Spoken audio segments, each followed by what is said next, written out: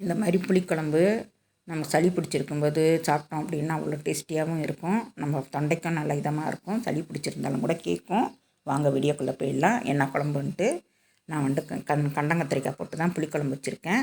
இதில் வந்து 2 table spoon எண்ணெய், 1/4 டீஸ்பூன் வந்து வெந்தயம், கடுகு பொடியில் வெந்தயம், ஒரு கைப்பிடி அளவுக்கு சின்ன வெங்காயம் தட்டி போட்டிருக்கேன். ஒரே ஒரு தக்காளி, கண்டங்கத்திரிக்காய் எல்லாத்தையுமே ஒன்றாவே போட்டு நான் வந்து வதக்குறேன். நல்லா வதக்கிக்கோங்க. நல்லா சுருளாக வதக்கணும். நல்லா வதக்கி விட்டீங்க அப்படின்னா தான் நமக்கு நல்லா இருக்கும். நல்லா வதக்கிக்கோங்க.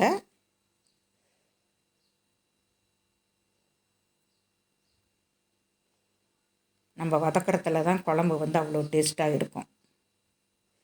வெங்காயமும் நல்லா வதங்கிடணும். இந்த கண்டங்கத்திரிக்காயும் நல்லா வதங்கிடணும். முத்தலாக இருந்தாலும் கூட பரவாயில்லை. நம்ம கீறிட்டு உள்ளே இருக்கிற விதைகளை எடுத்துகிட்டு கூட நம்ம அந்த காயை போட்டுக்கலாம். இந்த அளவுக்கு நமக்கு சுருளை வந்துடணும். இதில் வந்து நான் 1/4 டீஸ்பூன் வந்து மஞ்சத்தூள், 2 டேபிள் ஸ்பூன் அளவுக்கு மிளகாய்த்தூள்னால் குழம்பு மிளகாய்த்தூள் தான் போட்டிருக்கேன். நான் வீட்டிலையே அரைச்சது தான். நான் ஏற்கனவே இந்த வீடியோ அப்லோடு பண்ணியிருக்கேன். உங்களுக்கு டவுட் இருந்துச்சுன்னா போய் பாருங்கள். மிளகாய்த்தூள் வந்து இப்படி தான் அரைக்கணும் அப்படின்ட்டு. இது வந்து எல்லா குழம்புக்குமே போட்டுக்கலாம். நம்ம இந்த மாதிரி வீட்டில் அரைச்சி வச்சுக்கிட்டோம் அப்படின்னாக்க. நான் வந்து 1 டேபிள் ஸ்பூன் அளவுக்கு தண்ணியை விட்டுக்கிறேன். எண்ணெய் கிடையாது, தண்ணி வந்து 1 டேபிள் ஸ்பூனு நம்ம ஊற்றிக்கலாம் இந்த டயத்தில். அப்போ தான் வந்து மிளகாய்த்தூள் கருகிடாமல் நமக்கு கலர் கிடைக்கும். அப்படியே வதக்கணும் அப்படின்னாக்கா நமக்கு கருகிடும். இல்லைன்னா எண்ணெய் நிறையா விடணும். நிறைய எண்ணெய் விட்டோம்னா புளிக்குழம்புக்கு வந்து அந்தளவுக்கு நமக்கு டேஸ்ட்டு படாது. அதனால் வந்து நான் சுமாராக ஒரு 2 டேபிள் ஸ்பூன் அளவுக்கு நமக்கு எண்ணெய் விட்டால் போகிறோம். நிறையா எண்ணெய் விட்டிங்க அப்படின்னா எண்ணெய் தான் மிதங்கும். நமக்கு சாப்பிடும்போது நமக்கு சப்புன்னு இருக்கும். நம்ம ஹோட்டல் கடையிலெல்லாம் பாருங்கள், காரக்குழம்பு சாப்பிடும்போது நமக்கு அந்த மாதிரி தான் இருக்கும்.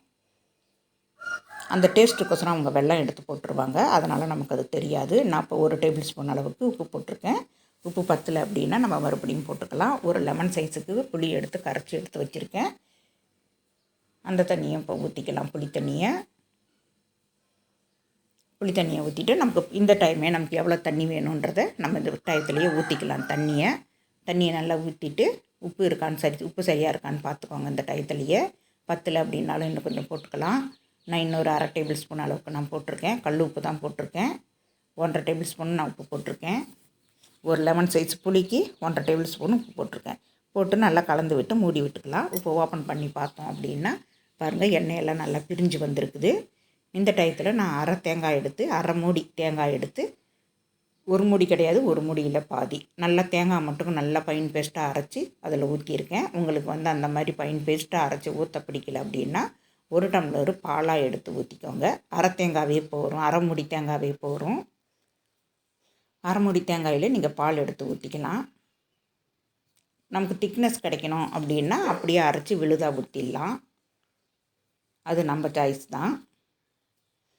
இப்போ இது நல்லா கொதித்து வரட்டும். நம்ம தேங்காய் விட்டுருக்கோம்.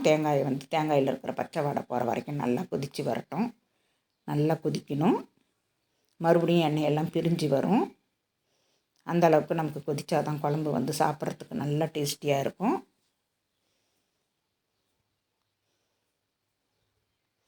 இப்போ இந்த அளவுக்கு நல்லா கொதிக்குது பாருங்கள். உப்பையும் மறுபடியும் நம்ம மூடி விட்டுக்கலாம். ஒரு 2 நிமிஷம்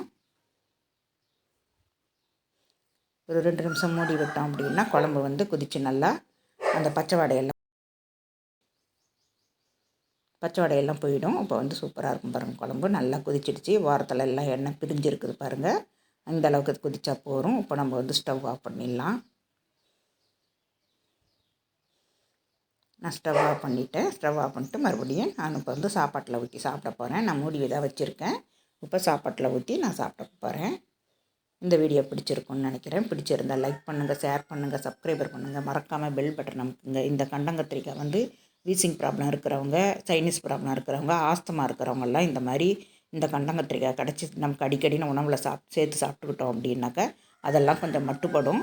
உங்களுக்கு கண்டங்கத்திரிக்காய் எங்கே கிடைச்சாலும் விட்டுறாதீங்க. கீரைக்காரங்கள்ட்ட சொன்னால் கூட அவங்க பறிச்சுட்டு வந்து தருவாங்க. இது வந்து நமக்கு கடையிலெல்லாம் கிடைக்காது. கிடைக்கிற நேரத்தில் நல்லா யூஸ் பண்ணிக்கோங்க. நீங்களும் ஒரு வாட்டி செஞ்சு பார்த்துட்டு எப்படி இருக்குன்றது கமெண்ட் பாக்ஸில் சொல்லுங்கள். தேங்க்யூ.